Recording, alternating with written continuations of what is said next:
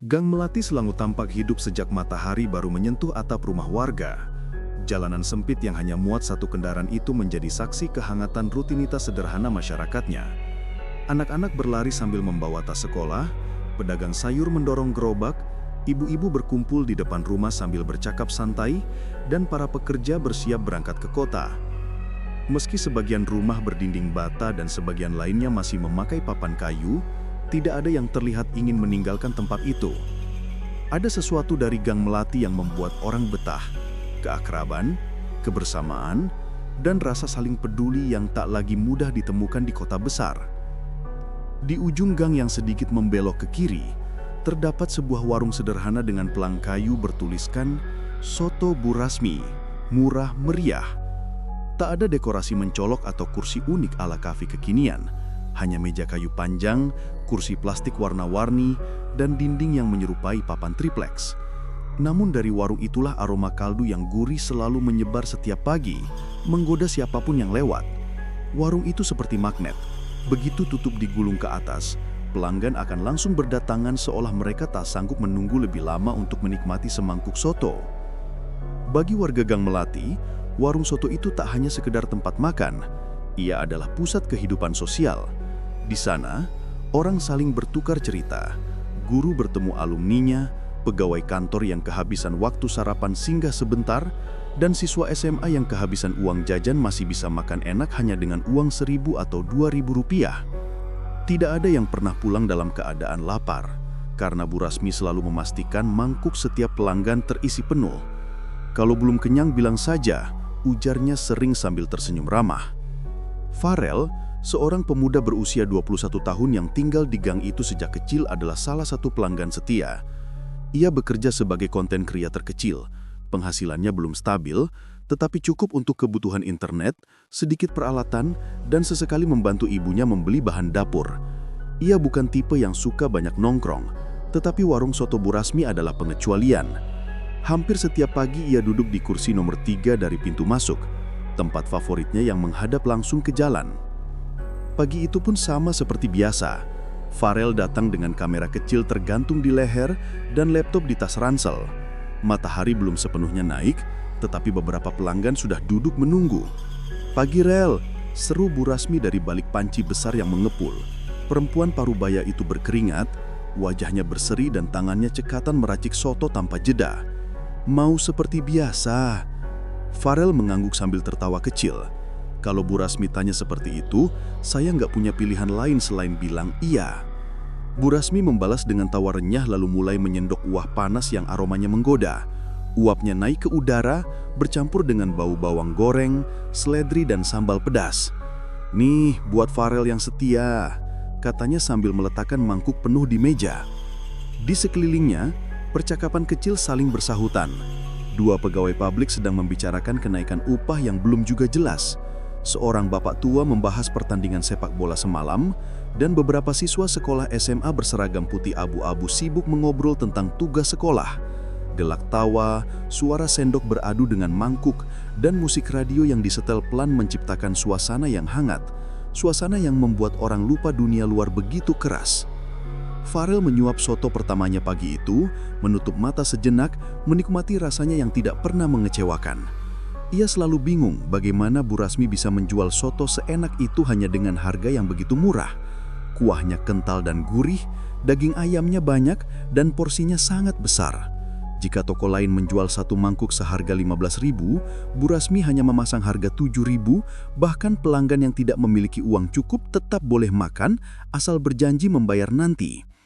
"Saya sudah nyobain soto di mana-mana, tapi punya Bu Rasmi tetap nomor 1, gumam Farel pelan, separuh bercanda pada dirinya sendiri. Ia membuka laptop, menyunting sedikit video, lalu kembali makan sambil mengetik. Para pelanggan sudah terbiasa melihatnya bekerja sambil menyantap sarapan.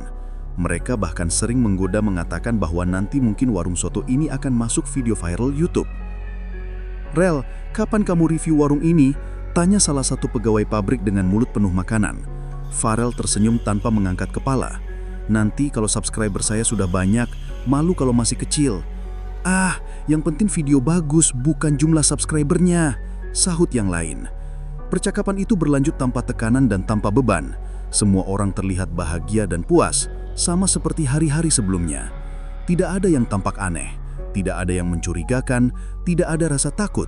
Yang ada hanya kebiasaan yang telah berlangsung bertahun-tahun, kebiasaan yang dirawat oleh kenyamanan dan kepercayaan. Menjelang siang warung semakin penuh, para pegawai kantor datang bergantian. Kerumunan pelanggan berdiri menunggu kursi kosong tetapi tak seorang pun mengeluh, semua setia menunggu giliran. Anak-anak kecil yang sedang menabung dari uang jajan sesekali masuk sambil menghitung uang receh dan Bu Rasmi selalu menepuk kepala mereka dengan lembut, memastikan mereka pulang dengan perut kenyang. Di pojok ruangan Farel merentangkan tubuh dan menarik napas panjang. Matahari mulai naik, cahayanya memantul di dinding triplex yang mulai kusam dimakan usia. Ia mematikan laptop, memasukkan barang-barangnya ke tas lalu berjalan mendekati meja pembayaran. "Berapa, Bu?" tanya Farel. Bu Rasmi melambaikan kanan. "Sudah, gak usah bayar pagi ini. Kamu kan kemarin bantu saya pas tenda hampir jatuh. Masih saya ingat." Farel mengerutkan dahi kecil. "Lain kali gak boleh gitu. Saya makan kok, masa gak bayar?" "Lain kali bayar, hari ini gratis," balas Bu Rasmi tanpa memberi ruang untuk debat. Terpaksa Farel tersenyum dan mengangguk, meski ia berjanji akan membayar lebih besok. Ia melangkah keluar warung menikmati angin yang bertiup lembut. Dari kejauhan terdengar suara sapaan warga, suara kendaraan, dan suara kehidupan yang terus berjalan. Tidak ada satupun dari mereka, termasuk Farel, yang menyadari bahwa kebiasaan bahagia itu hanya seperti ketenangan sebelum badai. Tidak seorang pun mengira bahwa warung soto murah yang menjadi kebanggaan warga itulah yang suatu hari akan mengubah Gang Melati selamanya. Namun pada hari itu, tidak ada firasat buruk, tidak ada mimpi buruk, tidak ada tanda-tanda mencurigakan. Yang ada hanya kebahagiaan sederhana, aroma soto yang menggoda, dan keyakinan penuh bahwa tempat itu adalah bagian paling aman di dunia, setidaknya untuk sementara. Kalimat itu beberapa hari kemudian kembali terlintas di benak Farel, meski ia sendiri tidak tahu mengapa. Kehidupan di Gang Melati tetap berjalan seperti biasa, tetapi ada sesuatu yang tidak sepenuhnya dapat ia jelaskan, yang terasa sedikit berbeda setiap kali ia datang ke warung soto Bu Rasmi. Bukan sesuatu yang mencolok, bukan perubahan besar, hanya hal-hal kecil yang jika diabaikan tampak seperti kebetulan, tetapi jika diingat kembali, terasa seperti potongan teka-teki yang belum tersusun. Pagi itu, seperti biasa, Farel datang sedikit lebih awal dari pelanggan lain. Ia ingin mengedit video lebih cepat agar bisa mengunggah konten tepat waktu. Udara masih dingin dan jalan gang masih sepi. Yang terdengar hanya suara ayam berkokok dan roda motor seorang tukang sayur yang melintas. Saat Farel berjalan mendekat, ia melihat warung sudah menyala lampunya, tetapi pintu belum digulung. Dari celah kecil di bagian bawah, terlihat kaki Bu Rasmi bergerak cepat, seolah sedang menyiapkan sesuatu dengan tergesa-gesa. Farel sebenarnya tidak berniat memeriksa, tetapi aroma kuah yang menguar dari dalam terasa berbeda, lebih tajam, lebih kuat, dan entah kenapa menusuk hidungnya dengan sensasi yang sulit dijelaskan. Bukan aroma yang buruk, bukan juga tidak persis sama dengan biasanya. Sebelum ia mengetuk pintu, suara gesekan besi dan benda besar diseret di lantai terdengar dari dalam. Farel terdiam sejenak. Tepat saat ia akan memanggil, langkah kaki mendekat dan pintu tiba-tiba digulung. "Oh, Farel, pagi sekali," sapa Bu Rasmi, sedikit terkejut namun segera tersenyum seperti biasa. "Masuk, masuk, duduk dulu, saya baru mulai masak." Farel mengangguk sambil membalas senyum, meski hatinya menyimpan pertanyaan kecil. Ketika ia duduk, matanya menangkap sesuatu di dekat pintu belakang yang terbuka sedikit. Sebuah truk berwarna hitam terparkir memanjang dengan bak tertutup terpal. Seorang pria yang tidak ia kenal sedang menurunkan kantong besar berwarna gelap dan menyerahkannya ke Bu Rasmi. Tidak ada cap nama perusahaan atau merek dagang di truk itu, berbeda dengan pemasok daging biasa yang biasanya datang setiap seminggu sekali. Farel hampir bertanya, tetapi ia menahan diri. Ia tidak ingin tampak seperti mencurigai, dan mungkin saja itu hanyalah pemasok baru. Biasanya ia bukan tipe yang mudah curiga. Namun pemandangan itu menimbulkan perasaan mengganjal yang tak segera hilang. Tak lama kemudian pelanggan mulai berdatangan, dan suasana kembali seperti biasa. Tawa, percakapan, dan aroma soto kembali memenuhi ruangan. Ketika mangkuk soto diletakkan di meja depan Farel, ia menyuapnya seperti biasa. Rasanya tetap enak, tetap gurih, tetap memanjakan lidah. Tetapi ada tekstur yang sesekali terasa berbeda pada dagingnya. Bukan buruk, bukan busuk, bukan keras. Justru sebaliknya, sangat lembut, mudah dikunyah, tetapi bukan seperti daging ayam yang biasa ia makan. Ia memandang mangkuknya sesaat, mencoba meyakinkan diri bahwa ia hanya sedang terlalu paranoid. Mungkin karena ia bangun terlalu pagi, atau pikirannya sedang lelah karena mengedit video semalaman. Ia menepis pikiran itu dan melanjutkan sarapan. Ia tahu dirinya bukan ahli masak. Ia mungkin hanya salah merasa. "Rel, kok serius banget, Rel?" tanya salah satu pelanggan langganan sambil tertawa. "Pacar ngambek ya?" Farel langsung menggeleng cepat dan ikut tertawa. "Enggak lah, cuma kurang tidur, editan numpuk." Percakapan ringan membuat suasana cair kembali. Semua terlihat normal, semua terdengar wajar. Dan Bu Rasmi tetap dengan keramahannya yang tak pernah pudar. Namun, kejanggalan kecil tidak berhenti di situ. Sekitar seminggu setelah kejadian itu, Farel menyadari bahwa beberapa pelanggan tetap tiba-tiba tidak lagi datang. Ada 3 orang tua, seorang guru TK, dan 1 pekerja kantor yang biasanya selalu makan di sana setiap pagi. Tidak ada kabar, tidak ada cerita, dan tidak ada yang membahasnya. Biasanya ketika seseorang sakit atau pindah rumah, gosip akan cepat menyebar di kampung. Namun soal 5 pelanggan itu, tidak ada satupun warga yang menyinggungnya. Farel mencoba bertanya secara santai ke pelanggan lain, tetapi jawaban yang ia dapat selalu mengambang. "Oh, Bu Rani, mungkin lagi sibuk. Adit, mungkin pindah kerja. Pak Wira, tidak tahu, jarang kelihatan juga." Jawaban-jawaban itu terdengar seperti asumsi, bukan informasi nyata. Namun semua orang mengucapkannya sama, pendek, datar, dan seolah ingin segera mengganti topik pembicaraan.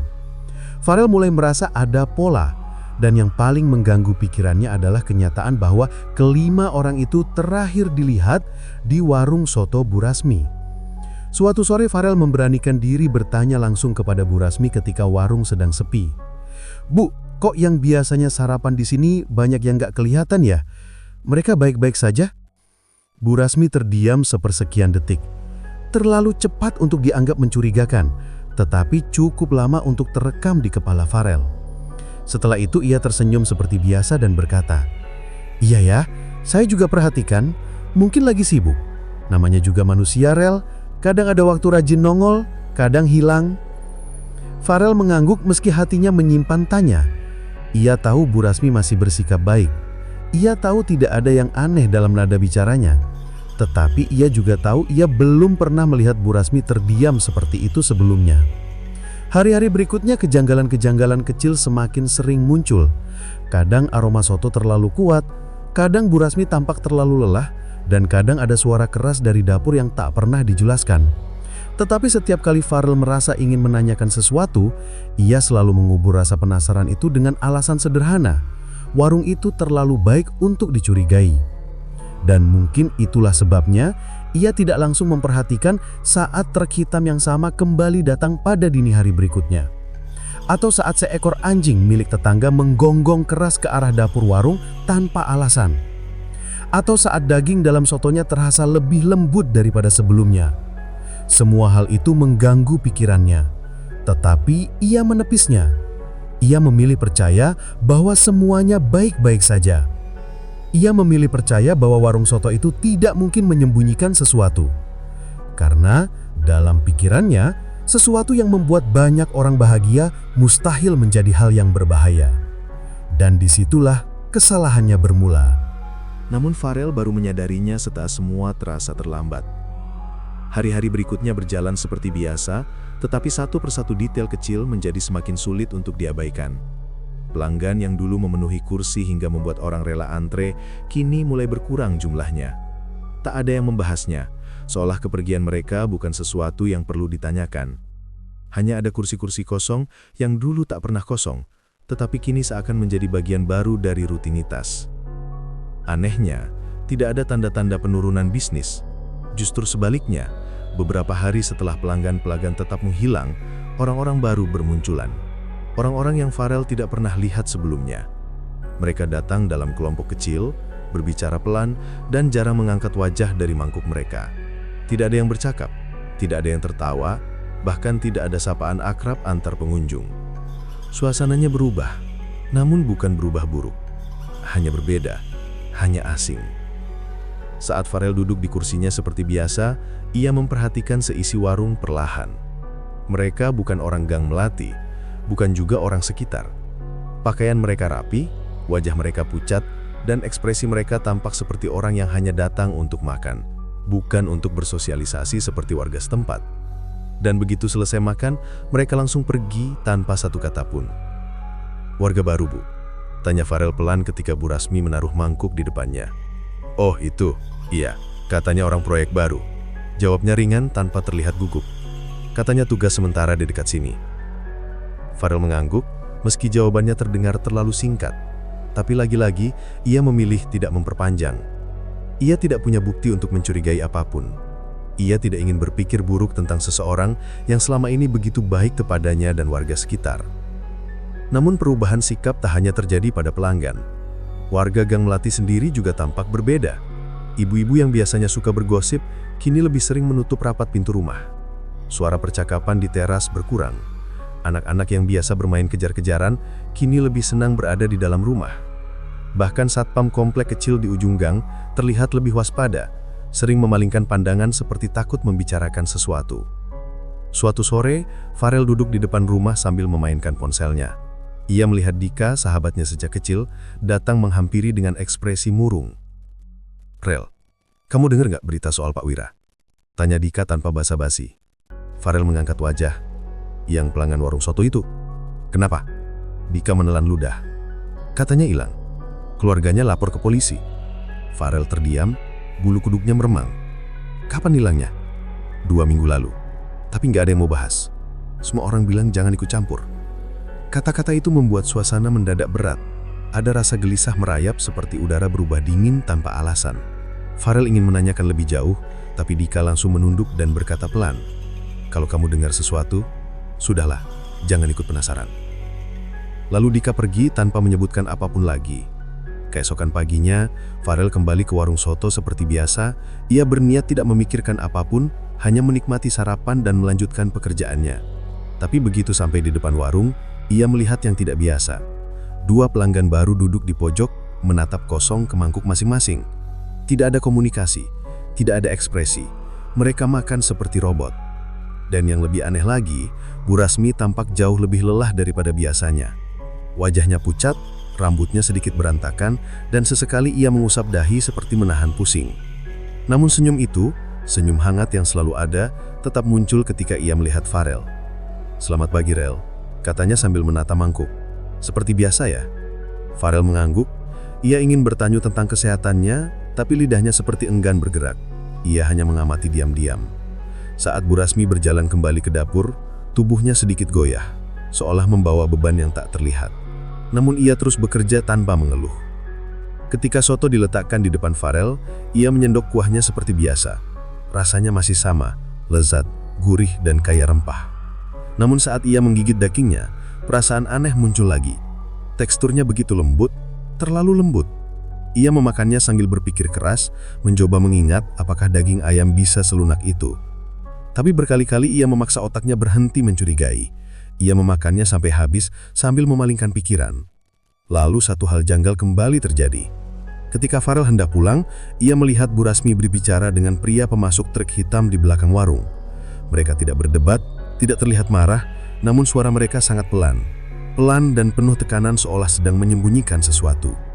Ketika pria itu melihat Farel, ia langsung berhenti berbicara dan masuk ke truk. Bu Rasmi tersenyum kembali, senyum yang kali ini terasa kaku, tidak setulus biasanya. "Semua baik-baik saja, Rel?" tanyanya. Farel ingin menjawab iya, tapi entah kenapa ia hanya mampu mengangguk. Padahal jauh dalam hatinya ada suara kecil yang berteriak ada sesuatu yang tidak wajar. Seminggu berlalu dan ketegangan itu tidak hilang, malah semakin kuat. Kabar orang hilang semakin sering didengar, namun tidak pernah menyebar sebagai pembicaraan terbuka. Selalu berakhir bisik-bisik, selalu dengan kalimat penutup, "Jangan ikut campur." Warung soto kembali ramai, jauh lebih ramai daripada sebelumnya. Namun bukan dengan wajah-wajah lama, melainkan wajah-wajah asing yang muncul ke warung hanya saat jam makan dan pergi begitu selesai. Seolah warung itu bukan tempat makan, tetapi tempat transaksi. Tidak ada tawa, tidak ada cerita, hanya suara sendok beradu dengan mangkuk. Hingga suatu hari, Farel benar-benar merasakan firasat buruk. Seorang pelanggan, laki-laki muda yang tidak ia kenal, mengambil daging dari mangkuknya, menggunakan sumpit, menatapnya lama, lalu tersenyum sendiri. Bukan senyum bahagia, bukan senyum sopan. Senyum itu mirip ekspresi orang yang menemukan sesuatu yang seharusnya tidak ditemukan. Dan ketika lelaki itu sadar Farel memperhatikannya, ia menurunkan pandangan dan makan dengan cepat. Farel meneguk air untuk menghilangkan rasa aneh itu. Ia ingin beranjak cepat pulang, namun tepat sebelum keluar, Bu Rasmi memanggilnya. "Rel, besok datang agak siang ya, saya mau ada persiapan." Nada suaranya tenang, tetapi mata itu, mata yang selama ini hangat, tampak menyimpan sesuatu yang Farel tidak bisa artikan. Seperti ada permintaan, atau peringatan, atau sesuatu yang belum terucap. Ketika Farel berjalan pulang, ia menyadari bahwa rasa damai yang dulu selalu ia rasakan setelah sarapan, kini hilang sepenuhnya. Ia tidak lagi merasa nyaman, tidak lagi merasa aman. Namun ia juga tidak punya alasan kuat untuk menjauhi warung itu, karena semua kecurigaan hanya berupa firasat dan kejadian kecil tanpa bukti. Di tengah kebingungan itu, hanya satu hal yang mengganggu pikirannya sepanjang malam. Mengapa orang-orang yang hilang semuanya adalah pelanggan tetap warung soto? Pertanyaan itu menghantuinya sampai pagi hari berikutnya. Dan pertanyaan itu akan menjadi awal dari sesuatu yang jauh lebih gelap daripada yang pernah ia bayangkan. Namun semakin Farel mengingat kembali kata-kata Bu Rasmi saat meminta maaf, semakin ia merasa ada sesuatu yang tidak sinkron. Sesuatu yang menggelitik pikirannya dan menolak untuk hilang begitu saja. Ia pulang dengan kepala penuh tanya, mencoba meyakinkan diri bahwa semuanya hanya kebetulan. Tapi rasa penasaran perlahan berubah menjadi rasa was-was yang menekan. Malam itu hujan turun pelan, membasahi jalanan Gang Melati. Suasana rumah Farel sunyi, hanya ditemani suara keyboard laptop dan bunyi hujan di atap. Di kamar, ia memutar ulang video yang direkamnya tadi siang. Tidak ada niat posting, ia hanya ingin menenangkan rasa penasarannya. Ia menghentikan video pada detik saat ia mengaduk mangkuk soto. Di sana terlihat jelas, potongan tulang yang ia ambil tadi bukan tulang ayam seperti biasanya. Bentuknya lebih tebal, teksturnya terlalu kasar, dan celah sendinya tidak menyerupai sambungan sayap atau paha ayam. Farel memundurkan video beberapa detik, memperbesar gambarnya. Jari-jarinya bergetar. Tulang apa ini? Ia menatap layar lama sekali. Ada bagian yang sepertinya seperti ruas tulang jari, namun terlalu besar untuk ayam. Tidak seperti sapi juga. Semakin ia memperhatikan, semakin mual perutnya terasa. Ia memutuskan untuk mencari referensi. Dari pencarian gambar tulang hewan di internet, tidak ada yang benar-benar cocok. Tetapi ketika ia tanpa sengaja membuka gambar anatomi manusia, jantungnya serasa berhenti berdetak. Bentuknya menyerupai itu. Farel buru-buru menutup laptop. Ia menarik nafas panjang, mencoba berpikir rasional. Gak mungkin. Jangan mikir aneh-aneh. Ini cuma soto, Far.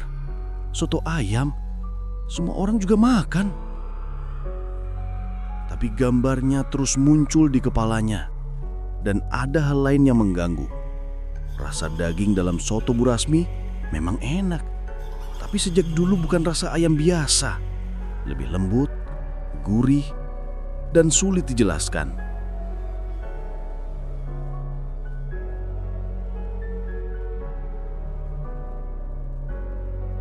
Ketika rasa takut akhirnya mulai menguasainya, Ia mencoba mengalihkan pikiran dengan menonton film, tapi tidak berhasil. Makanan apapun yang ditampilkan di layar justru membuat ia memikirkan kuah kekuningan dan potongan daging dari warung itu. Setiap detik terasa menyesakan. Sekitar pukul 11 malam, suara dari grup WhatsApp warga Gang Melati berbunyi. Seorang tetangga mengunggah foto mangkuk soto yang diambil tadi siang. Teman-teman, ini tulangnya menurut kalian tulang ayam kan? Atau aku halu? Bentuknya kok aneh ya?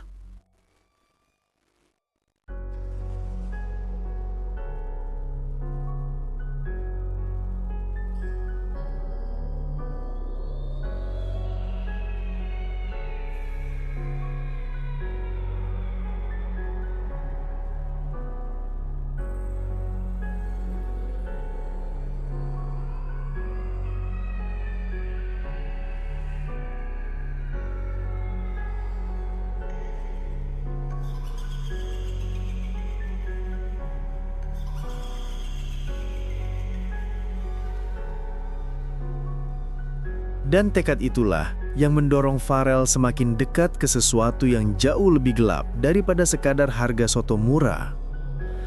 Ketika pagi datang, ia merasa tidak benar-benar bangun, seolah pikirannya masih tertinggal di malam penuh kecemasan.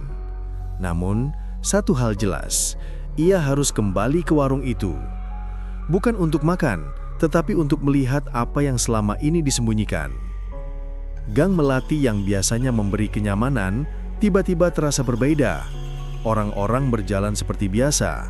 Ada ibu-ibu membawa belanjaan, anak-anak sekolah yang tergesa-gesa, bapak-bapak bersiap ke kantor.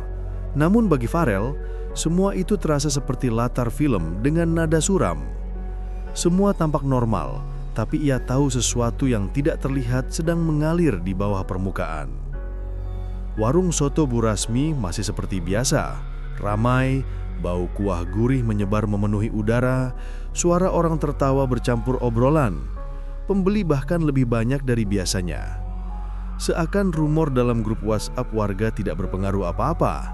Atau mungkin sebagian orang memilih tidak tahu dan tetap makan demi rasa enak yang tak tergantikan. Farel tidak masuk. Ia duduk di seberang warung, memperhatikan dari jauh sambil pura-pura main ponsel. Ia mengamati setiap gerak Bu Rasmi, setiap bahan yang diambil dari dapur, setiap interaksi dengan pelanggan. Namun, semuanya terlihat biasa, terlalu biasa, seolah benar-benar dirancang agar terlihat normal. Ia menunggu hingga pelanggan mulai berkurang. Sekitar pukul 10 pagi, ketika warung mulai sepi, Bu Rasmi masuk ke dapur belakang dan tidak kembali dalam waktu cukup lama. Inilah kesempatan Farel untuk mendekat. Ia pura-pura lewat depan warung, berjalan pelan tanpa menoleh, tetapi matanya mengintip ke dalam. Di meja, tampak baskom berisi potongan daging, tapi lagi-lagi bukan daging ayam. Teksturnya terlalu halus, seratnya rapat dan ukurannya besar. Dada ayam tidak sebesar itu, paha ayam pun tidak. Rasanya seperti potongan besar dari bagian tubuh manusia. Tenggorokan Farel kering. Ia ingin pergi, tapi kakinya kaku. Saat itulah seseorang memanggilnya, membuat ia tersentak. "Far, lagi lewat, mampir makan dulu, soto masih panas nak." Suara Bu Rasmi terdengar lembut seperti biasa. Farel menoleh dan mencoba tersenyum, tapi senyumnya terasa palsu. "Maaf Bu, saya lagi buru-buru," katanya, suaranya bergetar. "Oh begitu, lain waktu ya." Tatapan Bu Rasmi terasa hangat sampai sulit dipercaya bahwa ia menyembunyikan sesuatu. Tapi rasa takut di dada Farel tidak hilang. Ia mempercepat langkah, menjauh dari warung, namun bayangan potongan daging dan tulang terus memburu pikirannya. Seharian ia mencoba melakukan aktivitas seperti biasa, mengedit video, membalas komentar followers, bahkan bermain game, tapi konsentrasinya nol. Semua suara terdengar jauh. Ia hanya bisa memikirkan satu hal, dapur belakang. Jika memang ada sesuatu yang disembunyikan, maka jawabannya ada di sana. Gandangan nekat muncul dalam kepalanya. Ia harus masuk ke sana diam-diam. Bukan sekarang, Bukan siang-siang, tapi malam ketika semua orang tidur dan warung tutup. Gagasan itu terdengar gila. Ia bukan detektif, bukan polisi. Ia hanya seorang pemuda biasa. Namun rasa penasaran bercampur rasa takut membuat logikanya kabur. Apalagi jika selama ini masyarakat makan sesuatu yang berbahaya. Atau lebih buruk lagi, bagaimana jika ada korban? Bagaimana jika seseorang hilang? Bagaimana jika daging itu bukan sekadar daging alternatif murah, melainkan bagian dari sesuatu yang kriminal? Malam itu, pukul 1 dini hari, Farel keluar rumah diam-diam.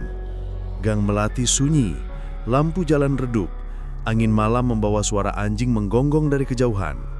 Warung soto tampak gelap sepenuhnya, pintu tertutup rapat, tapi Farel tahu ada akses ke belakang melalui gang kecil di samping warung. Tidak ada gembok, hanya disangga palang kayu sederhana. Dada Farel berdegup liar, peluh dingin membasahi pungkuknya. Ia mengangkat palang kayu itu perlahan hingga pintu sedikit terbuka, mengeluarkan derit lembut yang terdengar seperti jeritan di keheningan malam. Di dalam gelap, tidak ada suara apapun. Farel mengeluarkan ponselnya, menyalakan senter seterang mungkin, dan menyinari dapur. Apa yang ia lihat membuat lututnya lemas. Ada kantong plastik merah besar bertumpuk di pojok ruangan, beberapa terbuka, memperlihatkan daging berwarna pucat. Alat potong besar berserakan di meja, bukan sekadar pisau dapur, tapi pisau daging panjang seperti milik rumah potong. Di ember di katerak terlihat potongan tulang, dan Farel tahu dengan insting terdalam, itu bukan tulang ayam. Ia mundur 2 langkah, hampir menjatuhkan ponsel. Sebelum ia sempat berpikir untuk lari, suara terdengar dari kegelapan ruangan. "Aku tahu kamu akan kembali, Farel." Ponsel bergetar di tangannya, dan senter menerangi sosok Bu Rasmi berdiri di sudut dapur. Senyumnya tenang, matanya redup, tidak marah, tidak panik, seolah ia memang menunggu. "Aku sudah lama menunggu ada yang cukup pintar untuk menyadarinya." Tubuh Farel membeku, nafasnya tercekat. Malam terasa berhenti, dan di dalam keheningan itu, ia sadar bahwa investigasinya baru saja berubah menjadi teror yang nyata. "Aku tahu kamu akan datang lagi," ucap Bu Rasmi sambil berjalan perlahan mendekat. Suaranya lembut, seperti saat melayani pelanggan di siang hari. Tetapi justru kelembutan itu yang jauh lebih menakutkan. "Kamu anak pintar, dan anak pintar biasanya tidak bisa diam ketika rasa penasaran menguasai." Farel menelan ludah, tapi tenggorokannya terasa tersumbat. Ia tidak tahu harus berkata apa. Ponselnya menggigil di tangannya yang berkeringat. "Kamu ingin tahu apa yang sedang kulakukan di sini, benar?" tanya Bu Rasmi sambil duduk tenang di kursi kayu dapur seakan tidak terjadi apa-apa. Ia menunjuk kursi lain di depannya, meminta Farel duduk. Tidak ada pilihan. Jika ia berlari, Bu Rasmi bisa mengejarnya. Jika ia menolak, ia bisa memancing kemarahan yang tidak ia siapi hadapi. Dengan langkah berat dan kaki lemas, Farel duduk. Posisinya tepat berhadapan dengan perempuan yang selama 2 tahun terakhir ia pikir hanyalah penjual soto ramah, bukan sosok yang menyimpan misteri gelap. "Kamu terlihat ketakutan," kata Bu Rasmi tersenyum kecil. "Tapi kamu tidak akan kubahayakan kalau kamu mendengarkan dulu." Farel tetap diam, tetapi matanya tak bisa lepas dari kantong hitam di sudut dapur. "Apa kamu tahu?" lanjutnya. "Dulu, warungku hampir tutup. Suamiku meninggal. Anakku sakit, tidak punya biaya berobat. Aku berusaha keras hidup tapi gagal. Orang-orang di kampung ini tidak peduli. Tidak ada yang membantu." Ia menghela napas panjang, suaranya berubah lirih. "Sampai aku bertemu seseorang. Seseorang yang mengajariku cara bertahan hidup." "Cara bertahan?" Farel berbisik, suaranya serak. "Ya." Bu Rasmi menatapnya dengan mata kosong, bukan marah, bukan sedih, hanya hampa. Dulu aku membeli daging ayam di pasar. Tidak ada masalah, tapi mahal, pelanggan sedikit. Lalu seseorang menawari aku bahan lain. Bahan yang tidak perlu kubeli, hanya perlu kuambil. Dadanya menegang. Bahan apa? Bu Rasmi tidak langsung menjawab. Ia bangkit dan berjalan ke ember berisi tulang yang masih menyisakan bekas daging pucat. Ia mengambil satu tulang panjang dan memutarnya di antara jarinya. Tulang yang tidak mungkin milik ayam. Bahan manusia, katanya lirih. Farel tersengal apas, seolah paru-parunya kehabisan udara. Tidak semuanya dari korban pembunuhan. Banyak diambil dari sesuatu yang tidak akan kamu duga. Mayat. Banyak mayat tidak diklaim keluarga. Banyak tidak ditangisi, tidak dimakamkan dengan layak. Ada yang dari rumah sakit, ada yang dari lembaga kesehatan, ada juga yang hilang entah dari mana. Bu, Farel menutup mulutnya, hampir muntah. Kenapa? Kenapa harus disajikan ke orang? Karena mereka sudah mati. Jauh lebih baik tubuh mereka dimanfaatkan daripada ditinggalkan begitu saja membusuk. Dan kamu lihat sendiri, semua orang suka. Mereka makan dengan lahap, mereka bahagia, mereka sehat. Tidak ada yang sakit, tidak ada yang keracunan. Ia menatap Farel penuh keyakinan yang mencengangkan. Aku memberi mereka kebahagiaan dengan harga terjangkau. Tidak ada yang dirugikan. Tidak ada yang dirugikan. Suara Farel naik tanpa ia sadari. Manusia, Bu, itu bukan makanan. Tentu saja bukan, kata Bu Rasmi pelan, senyumnya melebar. Tapi siapa peduli? Mereka datang untuk rasa, bukan untuk kebenaran. Kamu juga begitu. Ucapan itu menusuk Farel. Ia ingin membantah, tetapi lidahnya keluh. Benar, ia dulu datang untuk rasa dan untuk harga murah. Semua orang memuji soto itu tanpa mau tahu apa isinya. Semua orang menikmati tanpa peduli sumbernya. Semakin kamu tahu banyak, semakin berbahaya untukmu. Lanjutnya Bu Rasmi berjalan kembali ke tempat duduknya. Maksudnya? Maksudnya, Bu Rasmi mencondongkan tubuh. Orang-orang yang tahu rahasia ini bisa melakukan dua hal. Membiarkan aku terus memberi makan semua orang di sekitar sini. Ia berhenti sejenak, matanya menatap lurus ke Farel. Atau kalian akan hilang dan menjadi bagian dari dapur ini. Sebuah ancaman halus, namun nyata. Farel memejamkan mata sesaat, kakinya gemetar sampai terasa tidak stabil untuk berdiri. Tetapi otaknya berjuang mati-matian mencari cara keluar. Aku tidak akan bilang siapa-siapa, Bu, katanya lirih. Semua orang bilang begitu pada awalnya, sampai mereka mulai merasa bersalah. Sampai rasa takut berubah menjadi kebutuhan untuk membongkar semuanya. Dan saat itulah mereka hilang. Kau sudah menghilangkan orang. Farel tercekat. Orang itu datang sendiri sama seperti kamu, tanpa bisa berhenti penasaran. Padahal mereka bisa saja tetap hidup kalau mereka membiarkan rahasia ini tertutup. Farel menahan napas. Kini ia yakin, ia tidak boleh tertangkap di sini. Apapun yang terjadi, ia harus keluar, hidup. Lalu Bu Rasmi berdiri, mendekat. Tangannya menyentuh bahu Farel. Sentuhan itu dingin, namun tidak keras. Aku tidak ingin kau hilang juga, Nah. Kau anak baik, aku menyayangimu seperti anakku sendiri. Matanya berkaca-kaca, tetapi terasa salah. Jadi, bagaimana caranya agar aku tetap hidup? Tanya Farel lemah. Bu Rasmi tersenyum lembut, lalu berbisik. Biarkan aku tetap menjalankan ini. Jangan ikut campur. Lupakan semuanya. Farel tahu itu mustahil.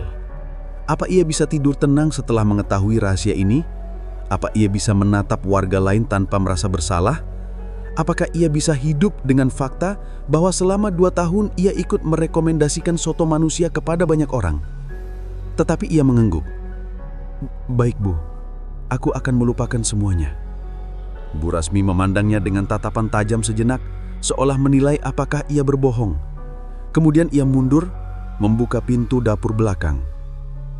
"Pulanglah, dan jangan kembali kecuali kau datang untuk makan." Farel berusaha menahan diri untuk tidak berlari, tidak menimbulkan kecurigaan.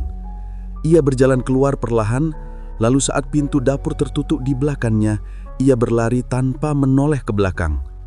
Ia berlari sekuat tenaga, napas terengah-engah, hingga akhirnya sampai rumah dan mengunci pintu berkali-kali. Ia jatuh terduduk, mengisak tanpa suara.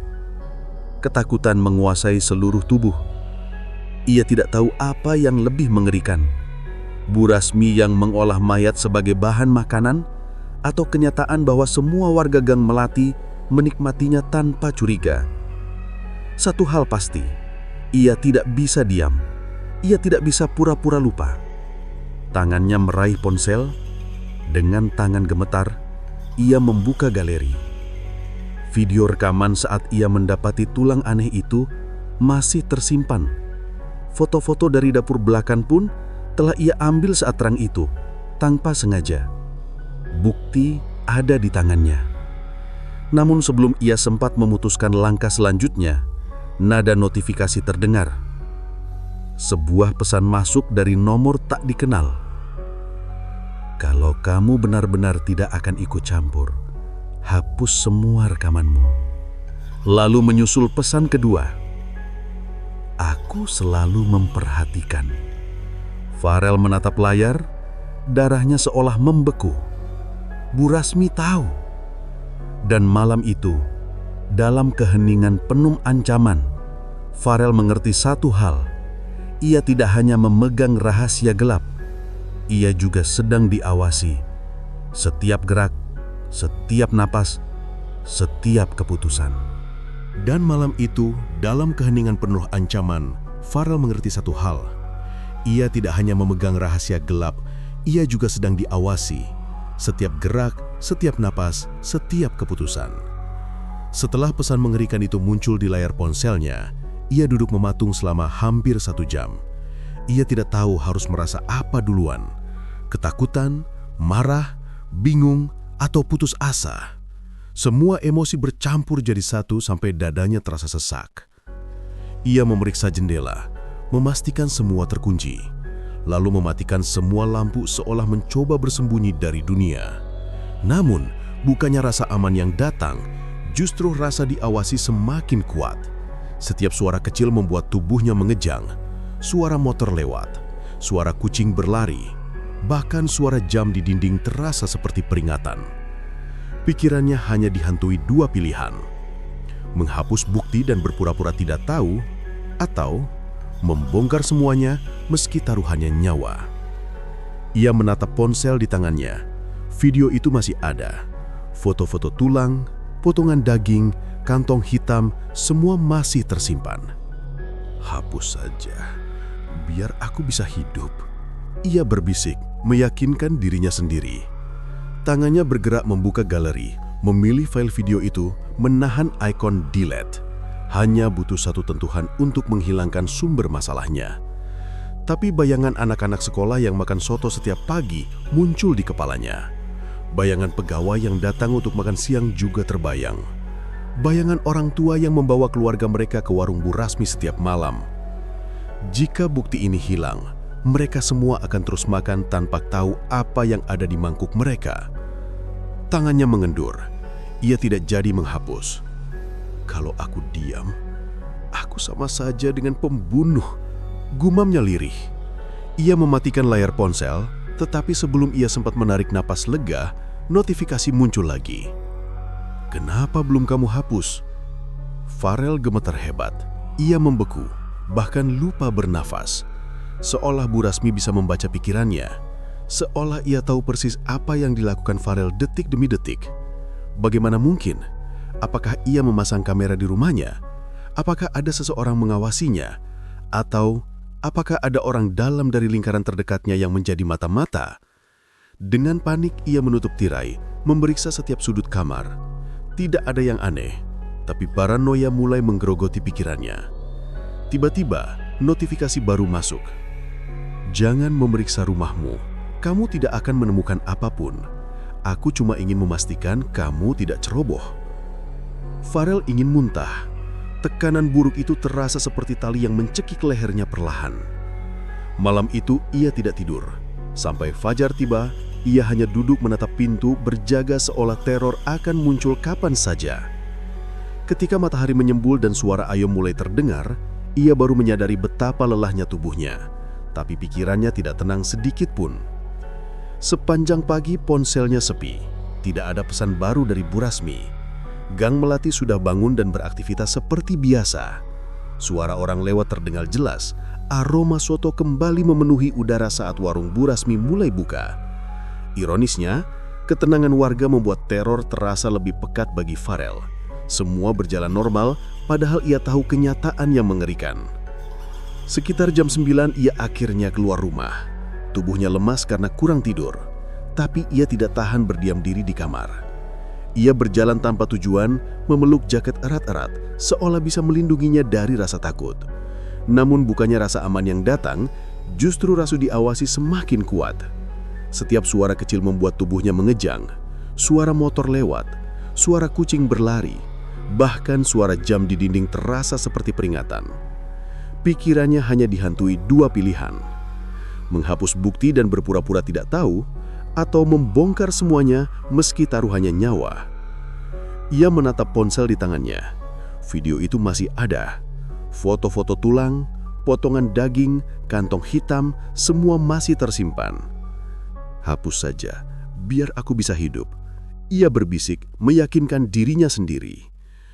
Tangannya bergerak membuka galeri, memilih file video itu, menahan ikon delete.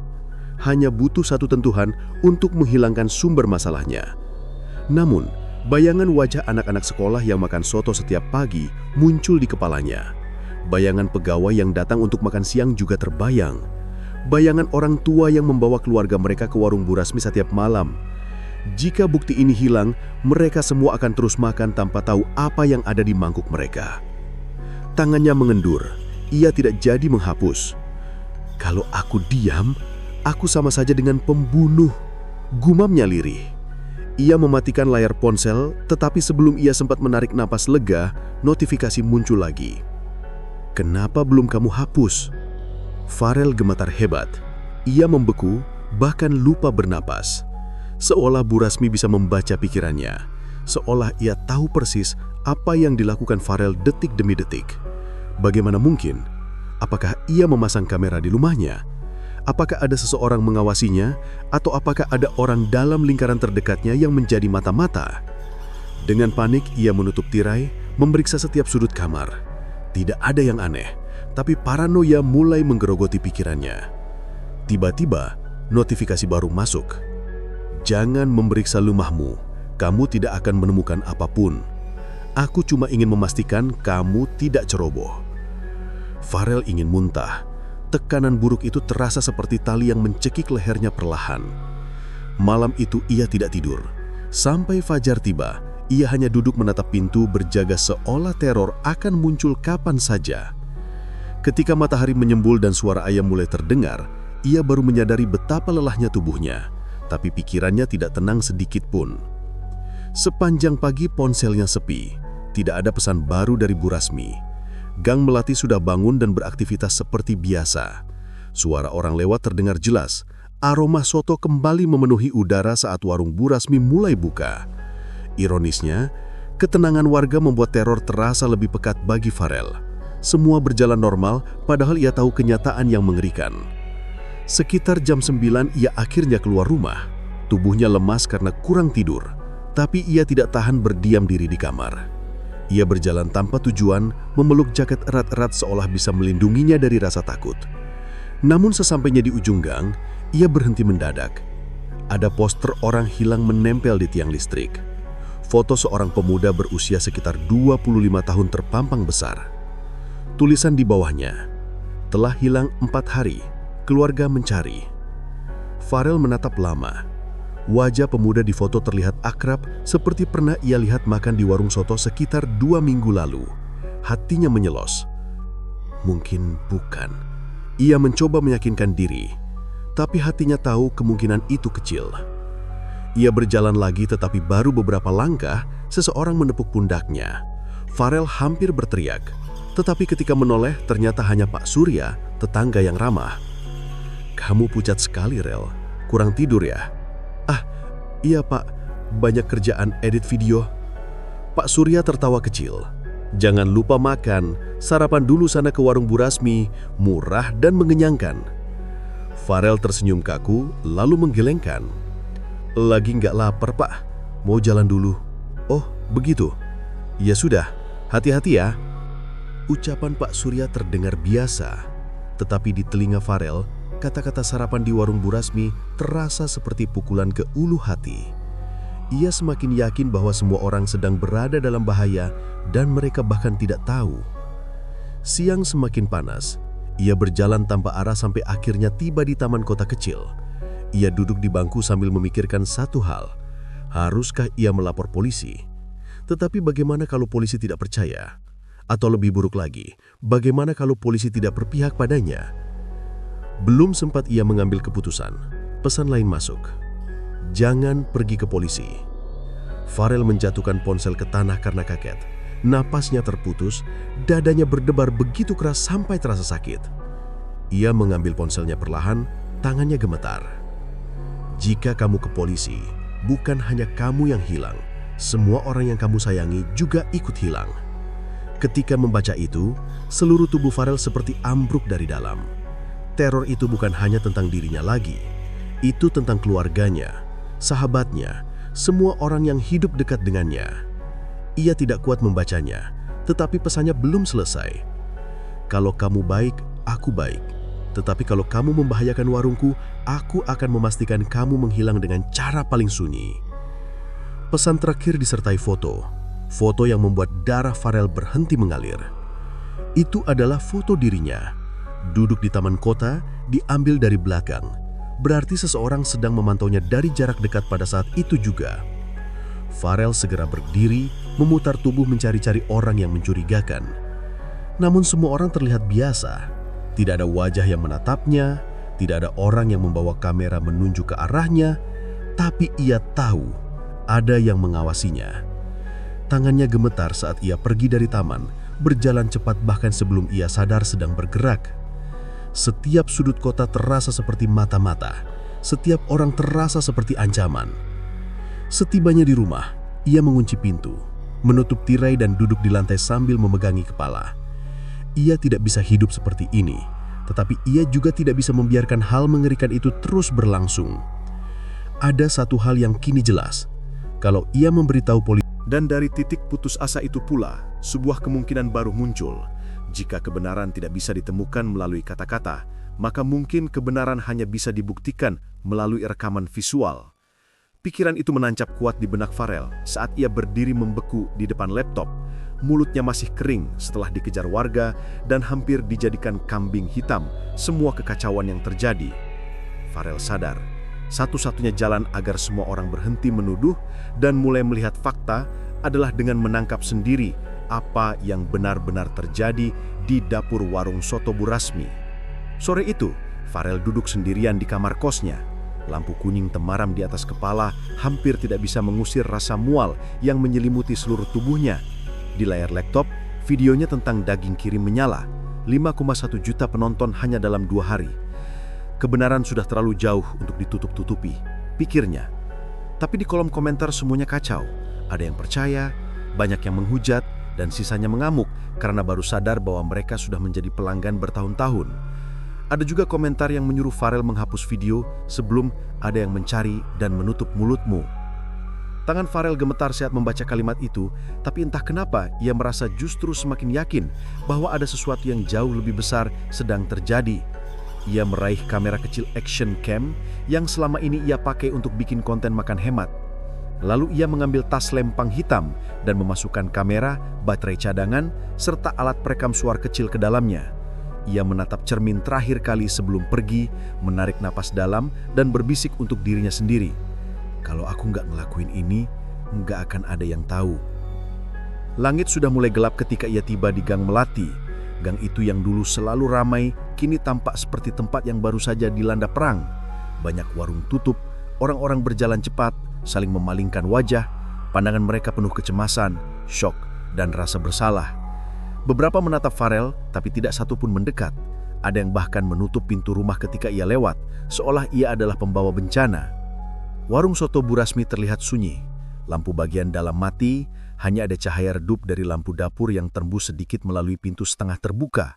Farel menelan ludah. Sesaat ia terpikir untuk kembali dan mengakhiri semua ini. Tapi ia ingat, pelajar, pegawai, dan para tetangga yang telah makan di warung itu bertahun-tahun tanpa tahu apa yang mereka telan. Rasa takut berubah menjadi determinasi. Farel menghidupkan kamera dan menyelipkannya di bagian depan tas dengan lubang kecil untuk lensa. Ia mulai merekam suara, lalu dengan hati-hati ia mendorong pintu kayu warung berharap tidak ada yang mendengar. Krik. Suara itu terdengar memanjang dan menusuk telinga, tapi tidak ada yang muncul. Meja-meja yang biasanya penuh kini kosong. Sisa mangkuk belum dicuci, sendok berantakan, kaldu sudah mengering di panci besar. Semua terlihat seperti ditinggalkan mendadak. Aroma soto yang biasanya gurih kini bercampur dengan bau amis yang lebih kuat dibanding sebelumnya.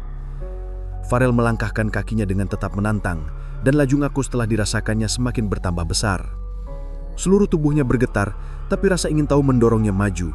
Ia menyentuh kenop pintu dan menarik perlahan. Dapur itu gelap, hanya ada cahaya dari kulkas pendingin besar di sudut ruangan. Kulkas yang sama disorot dalam video sebelumnya. Namun ada sesuatu yang berbeda. Pintu kulkas sedikit terbuka. Farel mendekat. Setiap langkah seperti membawa detak jantung ke tenggorokan. Saat ia semakin dekat, aroma busuk menusuk begitu kuat hingga ia hampir muntah. Ia mengangkat kamera untuk memastikan semuanya terekam. Tangan gemetarnya mendorong pintu kulkas lebih lebar. Apa yang ia lihat bukan daging ayam, bukan daging sapi, bukan daging babi. Tumpukan potongan tubuh manusia dari berbagai bagian, dilapisi darah kering. Sebagian masih berwarna merah dalam. Ada kaki, lengan, potongan dada, dan bahkan bagian wajah yang masih utuh. Farel memegang pintu kulkas dan tubuhnya melemah. Ia ingin berteriak tapi tenggorokannya seperti terkunci. Pandangannya kabur, napasnya memburu, dan air mata menetes tanpa ia sadari. Lalu sesuatu terjadi. Di balik pintu gudang kecil yang berada di sisi dapur, terdengar bunyi gerakan. Langkah pelan, gesekan sendal, suara seseorang menghela napas berat. Farel langsung menutup pintu kulkas secepat mungkin dan mematikan suara napasnya. Gudang itu bergetar pelan seperti ada seseorang bergerak di dalam. Pintu terbuka perlahan dan sosok itu keluar. Siluet perempuan tua dengan kain penutup kepala, membawa talenan kayu besar dan pisau panjang. Dan ketika cahaya menyorot wajahnya, Farel hampir tidak percaya. Bu Rasmi. Ia tidak terlihat panik, tidak terlihat marah, tapi senyumnya lebar dan matanya berbinar seperti orang yang sedang benar-benar bahagia. Sudah datang lagi ya. Gumamnya pelan sambil melihat ke lantai, bukan ke arah Farel. Farel bersembunyi di balik lemari perabot, kamera bergetar di tangannya. Bu Rasmi berjalan perlahan menuju kulkas sambil bersenandung kecil, membuka pintu kulkas dan mulai mengeluarkan sesuatu, potongan lengan manusia. Ia meletakkannya di atas talenan dan mulai memotong. Dengan gerakan santai, seperti memotong daging ayam biasa. Setiap tak dari pisau itu seperti memukul kepala Farel dari dalam. Ia hampir pingsan. Ketika Bu Rasmi selesai, ia memasukkan potongan itu ke dalam wadah dan berjalan menuju pintu belakang. Begitu langkahnya menjauh, Farel merangkak perlahan, tubuhnya masih lemas dan dingin seperti es. Ia mematikan kamera, lalu mencoba berlari keluar dari dapur. Tapi sesuatu menghentikannya. Sebuah suara lirih, bukan dari Bu Rasmi. Suara itu datang dari belakang rak. Tolong, tolong, jangan tinggalin aku. Suara parau, lemah, dan penuh rasa sakit. Farel membeku. Tidak seharusnya ada orang lain di dalam warung ini. Ketika ia mendekat, suara itu semakin jelas, penuh rasa putus asa. Aku masih hidup, jangan biarkan dia ambil aku. Farel tahu ia harus lari. Ia tahu nyawanya terancam. Tapi ia juga tahu bahwa kalau ia pergi, suara itu mungkin tidak akan pernah didengar lagi oleh siapapun. Dan pada detik itu juga, pintu belakang terbanting. Bu Rasmi kembali, dengan ekspresi yang jauh berbeda. Mata merah melotot, wajah kaku dan pisau terangkat tinggi. Kamu ngapain di sini? Farel terpaku, kamera masih nyala di tasnya. Dan malam itu berubah menjadi perburuan nyawa. Kamu ngapain di sini? Teriakan Bu Rasmi bergema dan menjadi sambungan langsung dari mimpi buruk yang sedang menjerat Farel. Mata wanita tua itu menatapnya seperti predator yang baru menemukan mangsanya. Pisau panjang di tangannya berkilau seperti sinar kematian. Tubuhnya bergetar hebat.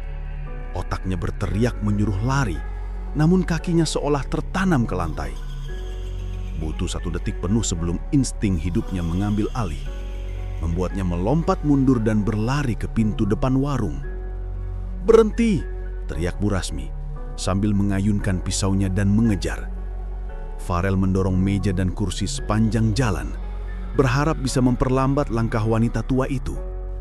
Piring pecah berhamburan di lantai. Sendok berloncatan. Namun suara langkah kaki Bu Rasmi tetap terdengar mendekat. Degap sandal kayu menghentak lantai dengan ritme yang terlalu konstan untuk ukuran orang seusianya. Ketika Farel hampir mencapai pintu keluar, terdengar dentuman keras. Sesuatu dilemparkan ke arahnya. Pisau besar menancap ke dinding tepat di samping wajahnya. Farel tersentak mundur, hampir terjatuh. Dia berlari keluar warung tanpa menoleh ke belakang. Udara malam yang dingin menusuk paru-parunya. Gang melati terlihat kosong dan gelap, hanya diterangi lampu jalan yang berkedip-kedip. Farel berlari sekuat tenaga sambil mengatur nafas yang tidak karuan. Di belakangnya terdengar lagi suara sandal menghentak lantai semen. "Jangan kabur, kamu gak ngerti apa yang kamu lakukan," teriak Bu Rasmi dengan suara parau seperti batuk darah. Farel tidak punya waktu untuk memikirkan apa maksud kata-katanya. Yang ia tahu, kalau ia berhenti, ia akan mati. Ia berbelok ke gang sempit di kiri, melewati jemuran dan pot tanaman, namun langkahnya terhenti ketika ia melihat sosok berdiri di ujung gang. Seorang pria tua, tetangga sekaligus pelanggan setia warung soto, menatapnya tanpa ekspresi. Farel ingin memintanya menolong, tetapi saat mulutnya mulai terbuka, pria itu berbisik pelan, "Kamu gak seharusnya lihat semuanya." Lalu ia melangkah mundur ke kegelapan, menghilang begitu saja tanpa suara. Dunia rasanya seperti menutup pintu dari segala arah. Farel membalik badan, mencoba kembali ke jalan utama, tetapi Bu Rasmi sudah muncul dari ujung lain. Nafasnya berat, rambutnya kusut, namun tatapan matanya tidak lagi sekedar marah, melainkan frustrasi dan ketakutan.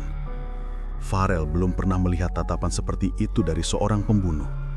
Seolah-olah bukan hanya nyawa Farel yang terancam, tapi juga rahasia besar yang selama ini ia lindungi. "Kamu harus dengar dulu, jangan pergi," ucap Bu Rasmi lirih, namun penuh tekanan emosional. Nada itu hampir seperti permintaan, bukan ancaman. Tetapi Farel tahu, kalau ia mendekat, ia tidak akan pernah kembali hidup-hidup. Dia berlari ke arah berlawanan, menabrak pagar seng, memanjat dengan tangan gemetar, lalu meloncat ke belakang rumah warga. Anjing menggonggong keras, membuat Farel panik dan semakin tergesa.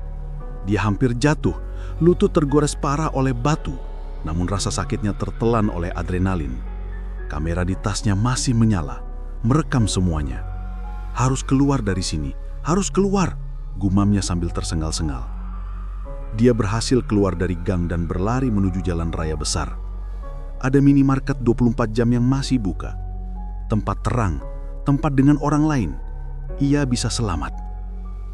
Saat ia mendekat, suara klakson keras memecah malam itu. Sebuah sedan hitam berhenti di depannya. 2 pria berbadan besar keluar dari mobil dan berdiri menghadangnya. "Kamu Farel?"